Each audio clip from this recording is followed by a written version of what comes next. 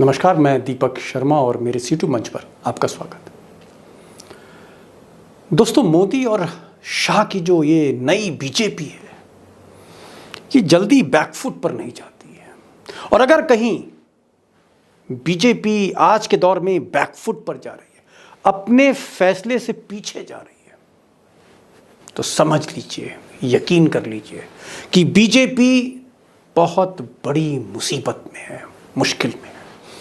और आज जिस तरह से महाराष्ट्र में बीजेपी ने मैदान से अपने कैंडिडेट को वापस ले लिया, जिस तरह से मैदान छोड़ दिया या मैदान से भाग गए, उससे जाहिर है कि कहीं ना कहीं मोदी और शाह ने उद्धव ठाकरे के आगे सरेंडर कर दिया, आत्मसमर्पण कर दिया। और वो अमित शाह, भाजपा के चाणक्य, जो पिछले दिनों तक ये कह रहे थे मुंबई जाके कि हम जमीन दिखा देंगे उद्धव ठाकरे को, हम हैसियत जता देंगे उद्धव ठाकरे को, वो शायद समझ गए कि मुंबई का किंग कौन था, मुंबई का किंग कौन है। अब महाराष्ट्र का ये जो उपचुनाव है, या यूं कहें अंधेरी की जो जंग थी, जिसे द ग्रेट मराठा वार कहा जा रहा था, जिसे कहा जा रहा था कि ये लड़ाई तय कर देगी कि कौन कितने पानी में है, ठाकरे में अभी भी दम है या बीजेपी ऑल पावरफुल है। ये जो बातें चल रही थी, इसी मैदान में उद्धव ठाकरे ने इस चुनाव में अपनी पार्टी से उतारा था इन महिला को, ऋतुजा लटके। ये विधवा हैं, विडो हैं, और इनके जो हस्बैंड हैं, इनके जो पति हैं रमेश साहब, उनकी डेथ हुई थी और तब ये चुनाव हो रहे हैं। इनको उतारा था और इनको बड़ा परेशान किया। ये जो विडो हैं, इनको बहुत परेशान किया। बीएमसी जहां ये काम करती थी, वहां इनका इस्तीफा स्वीकार नहीं किया, इनको प्रलोभन दिए एकनाथ शिंदे ने, भाजपा ने दबाव डाले कि आप हमारे पास से लड़ जाइए। लेकिन ये महिला टस से मस नहीं हुई, उद्धव ठाकरे के साथ भी आखिरी दम तक वफादारी निभाती रही। और बीजेपी ने बाद में जब वो ऋतुजा को नहीं मना पाए, प्रलोभन नहीं दे पाए, फेल हो गए, तो मूंछों पर ताव देके फडणवीस साहब ने इन साहब को उतारा। जी हाँ, मुर्जी पटेल। और ये जो पटेल साहब हैं, गुजराती हैं, ये आप कह सकते हैं करोड़पति हैं, पैसे वाले हैं, पैसा खर्च करते हैं। बीजेपी को लगा कि उद्धव ठाकरे को कहीं ना कहीं हैसियत दिखा देंगे, ये चुनाव जीत जाएंगे पटेल साहब। लेकिन हुआ दोस्तों उल्टा। हुआ ये कि जो सेंटिमेंट्स थे उद्धव ठाकरे के साथ, ऋतुजा के साथ, मराठी मानुस के साथ, वो जो सेंटिमेंट्स थे, सारे के सारे लोग इकट्ठे होते जगह ऋतुजा के पीछे। और हुआ फिर ये कि बीजेपी ने अपनी भूल मानी। मोदी और शाह ने फडणवीस से कहा, ऐसा बताया जा रहा है कि अपने कैंडिडेट को वापस करो, वरना बेइज्जती बहुत होगी अगर ये चुनाव हार गए, क्योंकि आगे बीएमसी चुनाव होना है और आगे 2024 का फाइनल होना है। और अंततः बीजेपी ने सरेंडर कर दिया। अब दोस्तों, जिस उद्धव ठाकरे के साथ बहुत बदसलूकी की गई, जब वो जिंदगी और मौत की जंग लड़ रहे थे, आईसीयू में 3 मेजर सर्जरीज हुई, उसी वक्त party with a difference BJP ने उनके साथ छल किया, धोखा किया। और बीमारी के उस स्टेज पे, आईसीयू के उस बेड में, जब कोई भी इंसान दुश्मन को भी कहीं ना कहीं नजरअंदाज करता है, उस दौर में बगावत शिवसेना में उसका बिगुल फूका गया, एकनाथ शिंदे को तोड़ा गया, ईडी और सीबीआई और इनकम टैक्स का डर दिखाया गया। और बाद में बदसलूकी की इंतहा ये थी कि उद्धव ठाकरे की पार्टी तोड़ी गई, उनको कुर्सी से उतारा गया, उनके पार्टी का नाम छीना गया, सिंबल छीना गया। और अमित शाह ने कहीं कहा मुंबई में जाके कि हम हैसियत दिखा देंगे उद्धव ठाकरे को। और समय का फेर देखिए, या आप ये कह सकते हैं मराठी सेंटिमेंट्स देखिए, जो किसी ना किसी ऐसे व्यक्ति के साथ खड़ा हो जाता है जिसके साथ नाइंसाफी होती है। और आज मैं चाहता हूं कि मुंबई के जो जानकार हैं, जो 30-40 साल से राजनीति को समझ रहे हैं, जो शिवसेना की पॉलिटिक्स को समझ रहे हैं, बीजेपी की पॉलिटिक्स को समझ रहे हैं, शरद पवार को समझ रहे हैं, उनसे मैं आपको रूबरू कर रहा हूँ। और वो शख्स हैं अनुराग चतुर्वेदी। 40 साल एक इंसान की ज़िंदगी में कम नहीं होते अगर वो सिर्फ एक ही लक्ष्य पथकारता कर रहा हो। अनुराग जी बहुत कुछ बताने वाले हैं, लेकिन उससे पहले मैं भी चंद पॉइंट्स रखने जा रहा हूं कि किस तरह से उद्धव ठाकरे ने ये साबित कर दिया कि आज भी ताकत मातोश्री के हाथ में है।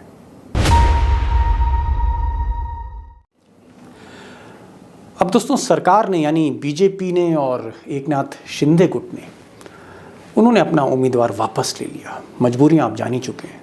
इसका मतलब ये कि समूची विपक्ष की जो ये कैंडिडेट हैं, ऋतुजा लटके जी जो विडो हैं, ये चुनाव जीत गई हैं।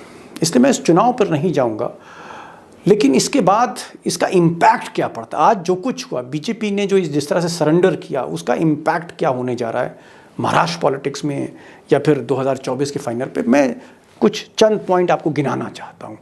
नंबर एक तीर से कई निशाने साधे हैं उद्धव ठाकरे ने।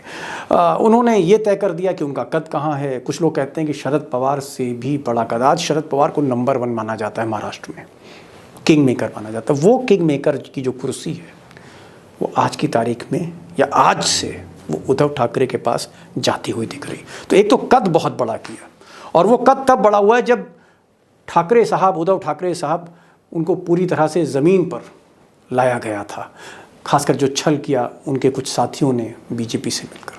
तो एक तो उन्होंने ये तय कर दिया है कि वो कहाँ खड़े हैं। दूसरा, जो बीएमसी चुनाव होने जा रहे हैं, उस बीएमसी चुनाव में अब लगता है पत्ता ठाकरे का ही चलेगा, सिक्का ठाकरे का ही चलेगा। तो एक चीज़ ये। और तीसरा, 2024 के चुनाव में अब राजनीति की जो धारा है, राजनीति की जो बिसात है, जो खेल है, वो ठाकरे खेलेंगे, ठाकरे तय करेंगे। एक ये चीज़ है। एक और पॉइंट इससे निकलता है, और वो ये निकलता है कि मोदी और शाह सोच रहे थे कि उद्धव ठाकरे को कुर्सी से हटाया जा सकता है, उद्धव ठाकरे से सत्ता छीनी जा सकती है, शिवसेना को खत्म किया जा सकता है। वो भूल गए मोदी जी कि ये ठाकरे परिवार है, जो महाराष्ट्र का एक आइकॉनिक लीडर है। जब उनकी मौत हुई बाला साहब ठाकरे की, और उसके बाद जो उनका फ्यूनरल था, वो जो भीड़ थी, मोदी जी शायद उस भीड़ को भी भूल गए। वो वहाँ मौजूद थे, वो भूल गए कि समर्थन किसे कहते हैं मुंबई में। और ये सबक था मोदी जी को कि अगर ठाकरे परिवार के साथ छल करोगे, अपमान करोगे, पगड़ी उछालोगे ठाकरे की, तो मराठी आपके साथ खड़े नहीं होंगे। ये भी चीज़ आज तय हुई है। और मराठी ही नहीं, मुस्लिम, दलित सब खड़े हुए हैं, क्योंकि नाइंसाफ़ी हुई, बदसलूकी हुई। आपने सरेआम पगड़ी उछाली, और वो भी उस व्यक्ति की जो उस वक्त अस्पताल आईसीयू में था। तो ये भी एक चीज़ तय हो गई है। दूसरा जो पॉइंट है, तीसरा पॉइंट, कि मोदी और शाह, जिनको कहा जा रहा था कि सर्वोच्च शक्ति हैं दुनिया के सबसे बड़े लोकतंत्र की, जो बादशाह हैं, बादशाह को हैसियत जता दी उद्धव ठाकरे ने। तो मोदी और शाह को भी कहीं ना कहीं उनका कद बताया है। और आखिरी पॉइंट, गद्दारों का हश्र क्या होता है। ठाकरे के डीएनए से, परिवार से बगावत का हश्र क्या होता है, नतीजा क्या होता है। अब लोग एकनाथ शिंदे से पूछेंगे, जिनकी राजनीति कहीं ना कहीं आप खुद तय कर सकते हैं कि अब उनका आगे का सफ़र क्या होगा एकनाथ शिंदे का। शायद वो अप्रासंगिक भी हो सकते हैं। तो शिंदे को एक बहुत बड़ा सबक, और ये जो सबक है ये इसलिए मिला क्योंकि कहीं ना कहीं पूरी की पूरी जो सेंटिमेंट्स थे पब्लिक के महाराष्ट्र में, वो उद्धव ठाकरे के साथ थे। अब मुंबई की जो ताकत है और जो बेशुमार दौलत है, जिस पर दिल्ली दरबार की नज़र थी, और दिल्ली दरबार कहीं ना कहीं अपने छल में कामयाब भी थी, लेकिन ठाकरे ने आखिर में, या यूँ कहें पब्लिक ने, जनता ने और ठाकरे ने मिलकर दिल्ली दरबार को बता दिया है कि वो कहाँ खड़े हैं, कितने पानी में। और इसको बारीक से जानने के लिए मैं आपको मुंबई ले चलता हूँ, क्योंकि मुंबई का ही कोई जानकार अगर अनुराग चतुर्वेदी जैसा हो तो सही तस्वीर आपके सामने रख सकता है। समझ रहे हैं। चतुर्वेदी साहब, ये जो आज फैसला है बड़ा अद्भुत फैसला है। पहली बार देख रहे हैं कि मोदी और शाह की जो बीजेपी है, लोग कहते हैं फ्रंट फुट के प्लेयर हैं तो बैक फुट पे जाते ही नहीं। आज पहली बार पीछे हट गई भाजपा और एक तरह से समर्पण कर दिया है। तो आपको क्या लगता है, समर्पण की वजह जो है वो उद्धव ठाकरे को बहुत ज्यादा सहानुभूति मिल रही है? देखिए, अंधेरी का जो उपचुनाव था, पूर्व का जो उपचुनाव था, उसकी बिल्कुल जब 4-5 दिन पहले से ही, या मुझे लगता है कि जब उपचुनाव घोषित हुए थे उसके बाद में ही उसके परिणाम क्या होंगे ये भारतीय जनता पार्टी और एकनाथ शिंदे को मालूम पड़ने लगे थे। और ये समर्पण नहीं, मैं इसको भागना कहूंगा। भारतीय जनता पार्टी भाग गई है चुनाव में। ये रणछोड़ दास नहीं है। रणछोड़ दास की तो एक अलग परिभाषा थी, लेकिन ये एक डर से, हार से, और उद्धव ठाकरे मुझे लगता है कि अभी जिस तरीके का उनका पार्टी पे कब्जा है, जिस तरीके से उनको सहानुभूति मिल रही है, और तो मुझे ये अब लगने लगा है कि वो नीतीश कुमार से भी बड़े राष्ट्रीय फलक पे आने की तैयारी कर रहे हैं। और वे अंधेरी में इस जीत को जिस तरीके से वो उनके शिव सैनिक भुनाएंगे, वो भी एक अद्भुत नजारा होगा। और उद्धव ठाकरे इस जीत को या इस भारतीय जनता पार्टी के मैदान छोड़ देने से एक बड़े नेता के रूप में स्थापित हो गए हैं, मुझे ऐसा लगता है। एक चीज और अनुराग जी, क्योंकि आप मुंबई की पॉलिटिक्स को समझते हैं, बीएमसी का चुनाव होने जा रहा है। हाँ। और बीएमसी जैसे मालूम है कि दुनिया की, वर्ल्ड की रिचेस्ट म्युनिसिपल बॉडी है, और उसका एक बड़ा, एक तरह से कह सकते हैं बड़ी अहमियत रहती है महाराष्ट्र के पॉलिटिक्स में। अब बीएमसी चुनाव में क्या होगा? क्या बीएमसी नतीजा आ गया? हाँ जी, अभी मुझे लगता है कि ये शुरुआत है, ये दाव पेच की शुरुआत है। और अभी हमें यह भी लग रहा है कि ये मोदी शाह की सलाह पर यह सारा किया गया है, मुझे ऐसा लगता है। ये केवल एकनाथ शिंदे, देवेंद्र फडणवीस या वो जो भारतीय जनता पार्टी के यहाँ के नेता हैं, इन्होंने एक साफ रपट पुलिस को मिल चुकी थी कि 1.5-1.25 लाख मराठी भाषी, 30,000 मुस्लिम, 13,000 ईसाई और दलित, जब तीनों दलित, मुस्लिम और मराठी भाषी एक हो गए तो किसी भी हालत में भारतीय जनता पार्टी का जीतना असंभव था। और भारतीय जनता पार्टी ये भी नहीं चाहती थी कि विपक्षी एकता का जो नक्शा, जो रूप महाराष्ट्र में बन रहा था, वो अगर बन जाता था तो उनको, देखिए दीपक जी, ये विधानसभा की या एक सीट की चिंता नहीं थी। भारतीय जनता पार्टी की चिंता अभी भी महाराष्ट्र में होने वाले लोकसभा चुनाव को लेकर है। और मुंबई में अगर ये चुनाव वो जीत जाते थे तो बीएमसी के चुनाव मुझे लगता है कि विधानसभा के साथ ही होते। और अगर अभी भी मुझे नहीं लगता कि विधानसभा के चुनाव कराने की हिम्मत भारतीय जनता पार्टी है। भारतीय जनता पार्टी बहुत डरी हुई पार्टी है इस समय। उनके सारे दाव उल्टे पड़ गए हैं, क्योंकि जिस तरीके की सहानुभूति उद्धव ठाकरे को मिल रही है, जिसके लिए आप और हम कई अपने चैनल पे कह चुके हैं, और तो मुझे ऐसा लगता है कि भारतीय जनता पार्टी ये हिम्मत अभी नहीं दिखाएगी। एक चीज और, हमने देखा कि एकनाथ शिंदे बड़ा दंभ भर रहे थे कि वो मुख्यमंत्री हो गए हैं, शिवसेना उनके हाथ में आ गई है। लेकिन हमने देखा कि ये जो बंबई की बाजी है, अंधेरी का ये जो चुनाव है, बड़ा लिटमस टेस्ट जिसे कहा जा रहा था, उसमें एकनाथ शिंदे एक उम्मीदवार नहीं ढूंढ पाए। उनके हाथ से वो जो सीट है बीजेपी ने ले ली। फिर दोनों ने मिलकर एक कैंडिडेट को खड़ा किया, पटेल साहब को, जो गुजराती हैं मूल रूप से। फिर उस कैंडिडेट को वापस ले लिया, फिर एक तरह से सरेंडर कर दिया। ये जो लड़ाई थी मूंछों की, अब तो मुझे लग रहा है कि जैसे मूंछों की लड़ाई नहीं है, ये तो मैदान छोड़ के एकनाथ शिंदे भाग गए। अब आप एकनाथ शिंदे को कहां देखते हैं? उनका भविष्य क्या देखते हैं आप?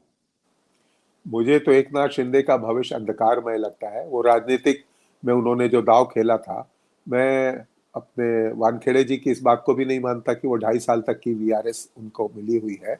उनका काल बहुत संक्षिप्त होगा, लेकिन मैं इसमें एक और संशय की एक और राजनीतिक चाल और देख रहा हूँ 24 तारीख से पहले।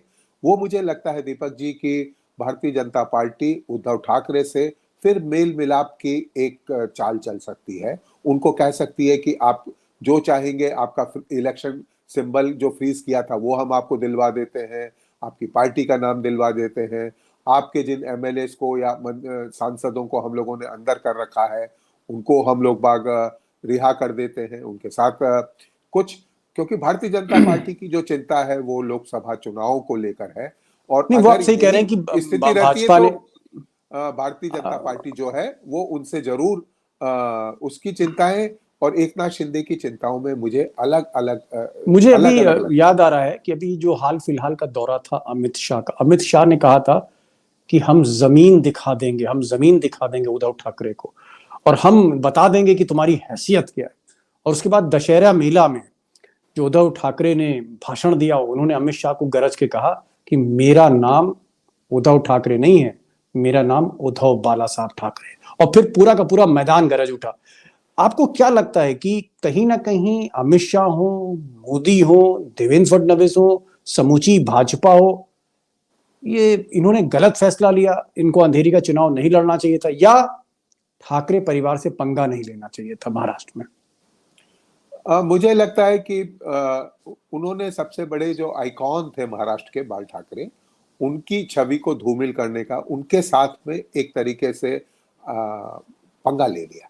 तो ऐसी स्थिति में अगर आप देखेंगे कि ये जो महाराष्ट्र की संस्कृति के नाम पर आज जो भारतीय जनता पार्टी ने अपना पैर पीछे खींचा है, तो उस पैर पीछे खींचने के पीछे राज ठाकरे, शरद पवार, इन सब का भी हाथ है।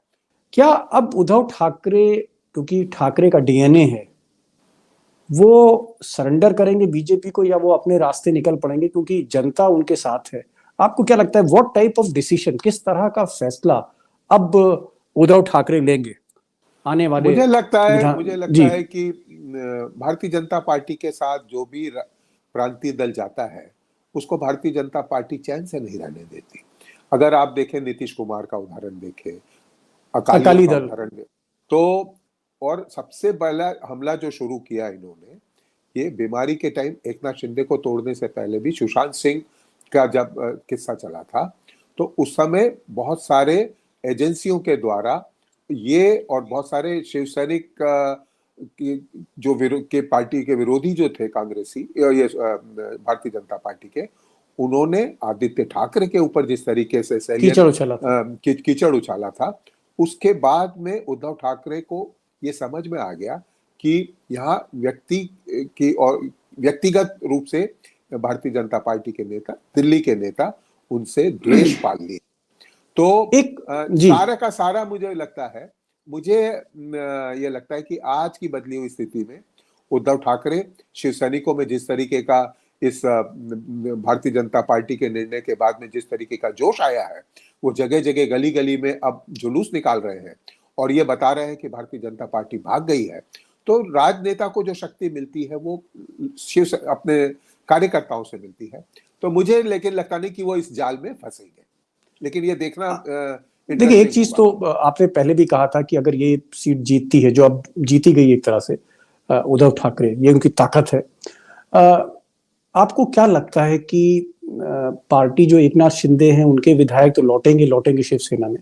2024 का जो फाइनल है, महाराष्ट्र में 48 सीटें, उत्तर प्रदेश के बाद अगर कोई प्रदेश देश में है तो सबसे ज्यादा सीटें तकरीबन 50, 48 मींस 50, इतनी सीटें महाराष्ट्र से आती हैं।